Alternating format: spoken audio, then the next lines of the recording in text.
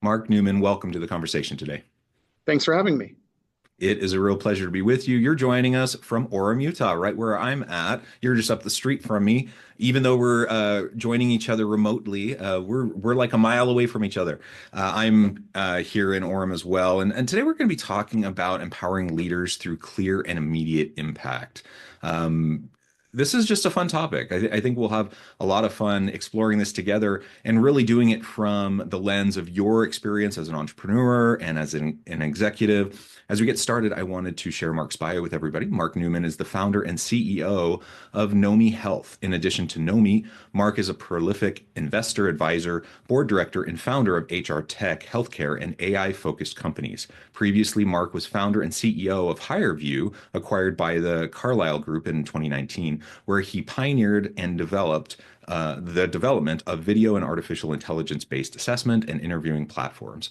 Mark was recognized as a member of the 30 Under 30 by Inc. magazine, as LinkedIn Next Wave leader, and a workforce game changer by Workforce magazine, and has spoken at universities and industries events nationally and internationally. Mark earned an MS in finance from the University of Utah and a BA in international business from Westminster College in Salt Lake City, Utah. Again, a pleasure to be with you, Mark. Anything you'd like to add by way of your background before we dive on in? Oh no, thanks for having me. Grew up in Canada and moved to Utah when I was a kid and been here ever since. So Wonderful, wonderful. And we were talking in the pre-interview when we set all this stuff up, like we didn't even realize we were like so close to each other. And then we were talking more, and then we're like, wait a minute, like 20 years ago, you might have even taken a class from me at the University of Utah. right, I think You I know, did. I was yeah, it was such a my small wife world, right? my wife and I did find our masters of finance degrees together, and I'm fairly certain we took your class. That's awesome. That's awesome. And hopefully I didn't scar you too much way back then. Oh, I know it's I've been fortunate building HireVue and Nomi. I mean, the similarity between it is that it's all employer tech, right? Like Yeah. Yeah. it is HireVue is how you build your teams, and Nomi is all around how you can support your people in their day-to-day life with their healthcare needs, right? And HR is my tribe. I love it. Yeah, yeah, and it's mine as well. That's kind of where I found my home, and it's been a fun ride these last couple of decades. That sounds like for both of us, and it's great to reconnect. Okay, so we're going to be talking about empowering leaders, generally speaking, but through HR tech, through startup organizations, and all of those sorts of things. And I framed this episode, the topic around clear and immediate impact. I think we all want to be able to make an impact in our careers. We all want to do something that matters. Nobody wants to show up to work and just go through the grind and just, spin on the hamster wheel and go through the motions. I mean, that just sounds like soulless work. And we might go through a phase where we do that because you got to pay the bills and you just got to put in your dues or whatever, but nobody likes to do that kind of work. And you hope that you can kind of move past that and move on into stuff that's more meaningful, more impactful. And yet, that sometimes is quite elusive. And I have to admit, I count myself as among the privileged set, that gets to do really cool stuff and stuff that I love and stuff that's meaningful and impactful. Um, and I know that that's not everyone gets that chance. And so I'm really grateful for that. And I guess what I'm reminded of is how important it is for leaders to strive to create that within their teams, just to design work in such a way that people can derive that kind of meaning and purpose, even when they're doing work that perhaps isn't the sexiest work, right? Because I do believe that any type of job can be meaningful, depending on how it's set up and structured and designed and the purpose that you imbue into it. So as we get started, why don't you tell us a little bit about your your foundational kind of premise and thinking around some of these companies you've started and how you've thought about this impact piece. Yeah, well, for sure. And thanks again for having me. I mean, not only are we in the same town, we've been able to live kind of aspects of the same life. I don't feel like I've had a job in my adult life Mm. because I've been able to just kind of do my work and practice my craft, right? Like I like and when you do that, and I can go through your LinkedIn profile, like you love what you do, and so when you love what you do, and like the experiences and the challenges and the opportunities and like this, you take the good and the bad, you take the hard and the easy, you take the the monotonous and the exciting, and you kind of do all of that. Because we like to think that career paths are, when you're in high school and college, right, and you're kind of getting into it, you feel like, you have your career path and it's like, here's this chart, right? And it goes here, and then you go up the ladder, and then you go up the ladder, and then you go this. That is total BS. Yeah. Here's the chart, and your career path kind of goes like this. You know what I mean? And like ups, Hmm. downs, squiggles, you name it. Now, over time, you hope it's still going to go like this to this, right? But there's like this journey kind of through it all. And in general, when you get hired for that next job, you get hired because of like the peak, right? And like you don't Hmm. remember like the challenge and the noise and the this and that. But it's like the challenge and the noise and this and that is like that makes you who you are, right? And kind of is the addiction of it, right? So for me, maybe I'm just wildly unemployable. I've spent my 20s and 30s just building my own companies. I built HireVue for almost 15 years, where it was just an incredible experience of using creating this idea of the on-demand asynchronous video job interview that was a structured interview with a job simulation to help people tell their stories, right? Because we believe that people weren't profiles, people weren't resumes, people weren't stories. They were ideas, experiences, passions. And if you kind of unlock that and got to know people at scale in a structured way, turns out you would give people from all sorts of different walks of life a shot that they didn't have otherwise. And it turns out when you do that, your teams were like more diverse, more inclusive, stayed longer, performed better, and they would die for you, right? Kind of on there. And it started kind of on this idea. Like I went to Westminster, you know where it is in Salt Lake, Yeah. and a bunch of us. Westminster had an incredible finance program, CFA program, you name it. And yet in 2004, 2005, Westminster was not on the list of any major bank to come and hire from, right? Whether it was Goldman Yeah. Sachs with their huge office here in Utah or whatever, right?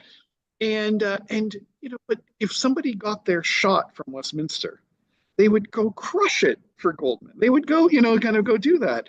And we had to figure out a way to do that, right? And we're replicating that over and over and over again. So it started with this idea of like, how do you give more people a shot? And how do you do that through video? And, you know, 50, almost 20 years later now, 10 million people a year get hired, do interviews, get Hmm. hired through this entire process, if not more. And it's kind of magical that I got to be part of that. Yeah. That's And really cool. yeah, that was so fun, right? And I never thought there'd be more meaningful work in my life than helping people get jobs that they didn't think they could get otherwise. I never thought there'd be anything more meaningful. Um, and then life happens in funny ways, right? We were at the birth of our first child. We have a 10, 7, and 4-year old, and I'm in the hospital, and it's like the first kid being born is like the great equalizer. It doesn't matter what education, skills, experiences you have. You are as a first time parent in that hospital, you have no idea what's going on, and you're just in survive mode. Um, and this lovely person comes in, says, "Congratulations on your new baby." And I'm like, "Thank you. Who are you?" She's like, "I'm from finance. I'm here to talk to you about your bill before you leave." And I was just kind of like a first time healthcare experience. I'm like, okay, my HR team gave me my benefit card and I have my, HSA funds. I go, "Great, what's the bill?" And she says, $4,500. And I go, "Okay." And I was in the spot where I could just pay it. And I said, "Okay, here you go." She's like, "What do you want me to do with this?" I was like, "Pay the bill." She goes, "Well, you could do a payment plan. You could do this, you could do that." I go, "What if I pay the whole thing?" She's like, "If you do that, I'll take 30% off right now." And all of a sudden I sat there and I was like, wait a second, like I showed up with money and I got a lower price. I just went through like the most painful of painful experiences as a CEO, having my healthcare costs go up 10, 15%, trying to figure out the trade-off of benefit costs versus hiring people versus this versus that for our 400 people at HireVue. Um, did I just figure out how to do it for 30% less? right? And I got to go on this path. And it was fortunate. We did a whole lot of hiring for all the major insurance companies who told me to get the hell out of their office. They had no interest in solving this problem this way. And I was really upset. And I go, well, who would be upset about this? And who else can I go solve this problem for? Oh, wait, all I've been doing is hanging out with HR leaders for the last 15 years. I'm going to go talk to them. And, so I got to go back to the same school of experience, the same group, that same, passionate leaders that we knew, same mobilizers, same people that cared not only about who they brought into the organization, but how they kind of enable them there. And now we've been able to build NOMI for the last 6 years, where we completely transform the healthcare experience for people that make less than $150,000 a year in America. We actually cut healthcare costs substantially. We make it a system that anyone can access and anyone can afford. And like we're now reopening economies because like the state of Michigan can be reopened for business because healthcare costs can be conquered there. The school district can hire more teachers and pay them more because we're conquering their healthcare costs for them, right? And yeah, I've had the best, greatest, awesome journey for the last 20 years, and couldn't never worked a day in my life. Well, I mean that's awesome. I love the organic way in which the your latest endeavor came about. And I think that's often how these things happen. Sometimes we just end up partnering with someone and we end up going in a direction that we hadn't thought, or we're very strategic about something and we end up going in a new direction. But a lot of times it does happen organically, and we get a spark of inspiration, or we have some life circumstance that takes us in a different direction, or we just see this need, right? We see this need, we see an opportunity. You saw that, you ran with it, And then you and care about it. Like it's a problem you care about solving. right, Right. yeah, And like you touched on like how does it work for leaders in your team and like the roles that they do and that role that they play in it. Um, Everything that there are so many organizations that I could probably be a part of that I don't care about. Like I don't care about being a better CRM, or I'm not tuned to do, sends rockets into space, or, whatever it might be, right? I have my thing, but like everyone can have their thing, right? And when you get like your thing, your jam, like that part of it, what like why you're showing up every single day and why you're doing what you do. And it could be leaders on down to line, individual contributors and everyone in between. And it always goes back to the story of Kennedy when he was walking around the Space Center and he sees a janitor, kind of cleaning up. right, yeah. And he goes like, "What, sir? What do you do here?" And he's like, "I'm helping put man on the moon, Mr. President. And let's kind of go do that." Everyone plays a role in achieving what we're going to go achieve, and it's the hardest thing and it's the funnest thing around how to have that trickle down. Yeah, and like you said, the cool thing is that everyone has their thing, right? Right. Um, and thank goodness for that. Thank goodness we're not all the same, and thank goodness we don't all love the same stuff, and that we all don't resonate with the same things or draw our energy from the same things. That one, that would be super boring, and two, we just wouldn't have the breadth of range, to cover everything that needs to be covered.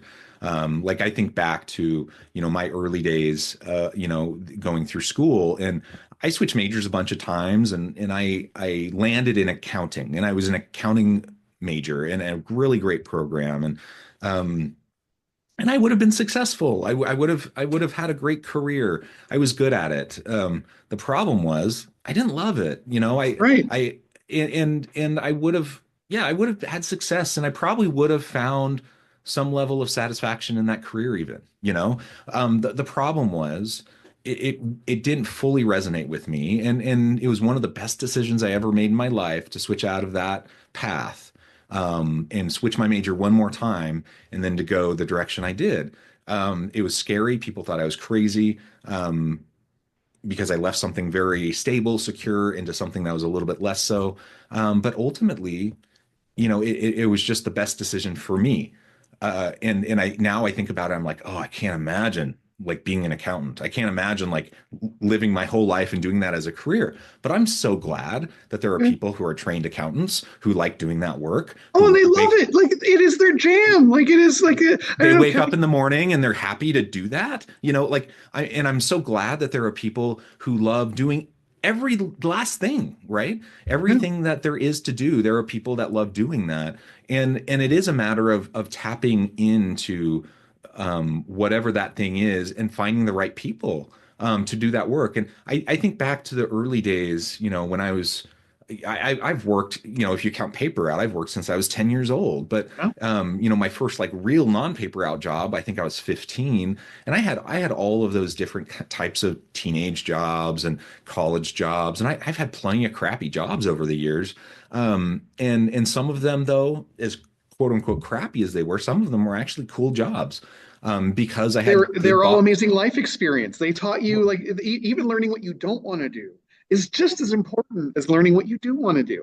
Yeah. Well, and some of them I had good bosses, right? Who made it a learning experience, who made it interesting, who helped me recognize and understand why this is going to matter in my future, even if in the here and now it's not the greatest, right? Yeah. But I also had, some of those jobs where I had terrible bosses where they made no effort to connect it to anything meaningful. And there's a dramatic difference between my experiences in both of those places, even though both of them probably weren't great jobs, but one was a decent or good experience and the other one was a crappy experience. And so a leader plays a huge role in this. And it starts with us, it starts with our attitude, it starts with how we frame this for our people. It starts with how we design and select our team, and the culture that we build. All of that matters so much in all of this. And if we can do that, and we can do it consistently, and in terms of that kind of meaning and purpose driven work. Even if we're sweeping floors at NASA, so that we can feel like we're doing something really impactful, that putting someone on the moon, it's going to make all the difference, right? Yeah. No, it's you teach a lot of students, right? And we did this assessment, we did this work at Higher View where we were assessing draft picks into the NFL, into other kind of sports leagues. And what was fascinating about it was that, you have these 22-year-old kids, 22-year-old kids coming out of college, being drafted into the NFL. And, we did some interesting assessment work on what drove early career success. Okay. And it turned out, asking the question, how old are you when you got your first job and why? Uh-huh. Was one of the most critical indicators of early career success than anything. Because whether it was that paper route where you got up every morning when it was freezing cold and you went and did it and you drag it through, whether it's the job that you hated that you kept because you had a why you did it, or that job that and the thing that you learned. Like I was a tray boy at Cafe Rio. I got to work when it was Steve and Trisha Stanley in a couple locations. Cafe Rio had lines an hour long, and everyone was angry. And I was like, what do you need me to do? He's like, go hustle.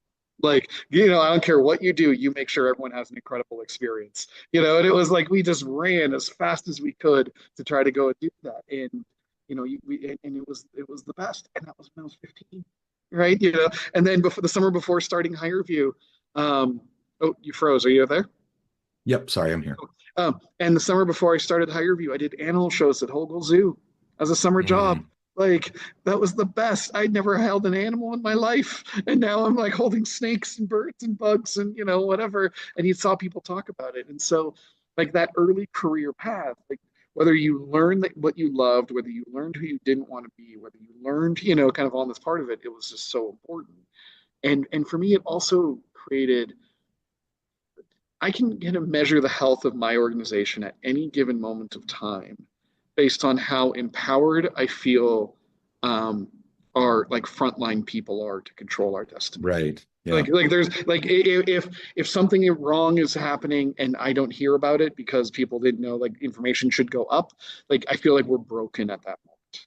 Does that make sense? But when Yeah. I hear about somebody that's truly on the front line with patients, with members, with customers, with candidates, with whatever it is, because there's always those people where they are like calling senior people to the carpet for a thing, right? Or a problem that needs to be addressed or whatever.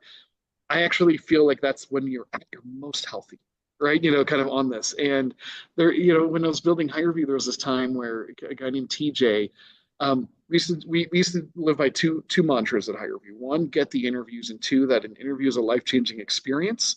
We better do everything we can to make it incredible, right? Because like, who are we to stand in the way of somebody having a bad job interview, right? Kind of on this part. And I'm walking down the hall of our office one day, and I hear TJ with his very distinct voice calling a whole team to the carpet, saying, "This is a problem. I don't care what you say. This is a problem that affects candidates." And it was like some statistical anomaly of some small, tiny percentage of candidates that had some setup on their computer or whatever. And our CTO, Lauren, was like, "We'll put it on the list of bugs to fix." And that was an unacceptable answer to TJ.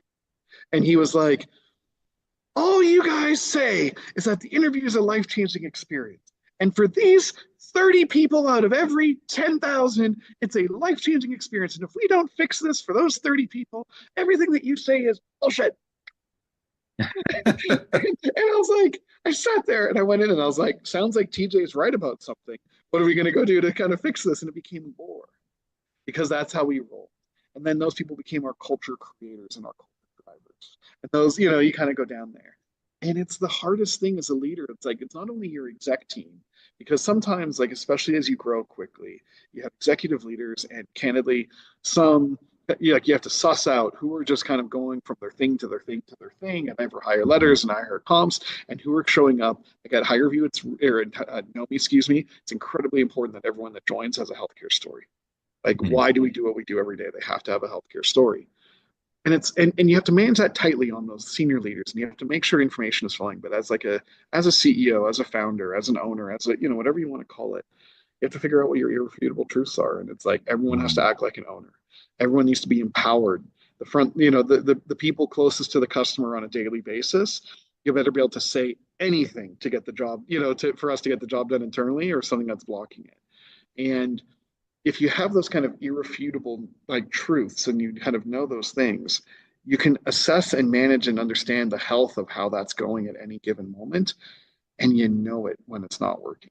And like Yeah. right now in Nomi, I'm kind of dealing with one of those phases, right? Like you get through launch and then you kind of get to quiet. When it's quiet, not everything is going well. Like it's like you're not growing 60+%. You don't have 500 people. You don't have 4,000 customers, and it be quiet, and you're like everything's perfect. Like no. And so like right now I'm like trying to go and figure that out, and it's not going to be engagement surveys. It's not going to be kind of a voice of this or whatever it is that kind of tells you. You got to get into it. And it's the hardest thing, but it's also the difference between an organization filled with people that just have jobs versus an organization filled with people who get to hone their craft and do their work regardless of what that might be. And when they get to go do that, um, everything about your business takes care of itself. Enterprise value gets created, revenue gets achieved, impact Yeah. gets solved, passionate customers get earned. You know what I mean? Innovation gets created. Like all those things are outcomes as a result of getting that part right. And Yeah. uh, and it takes the most amount of work, and it's the hardest thing, and it's the most subjective thing that you do. But like you know it, and you know it when Yeah. it's not working, and you know it when it is, and we fight for it every single day. Yeah. Awesome. Awesome. Well, Mark, this has just been such a great conversation.